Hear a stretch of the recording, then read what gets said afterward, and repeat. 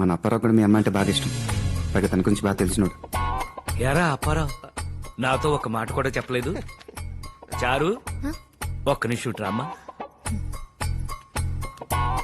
నీకు పెళ్లి సంబంధాలు మాట్లాడే క్రమంలో అప్పారావుకి నువ్వంటే ఇష్టం అని తెలిసింది.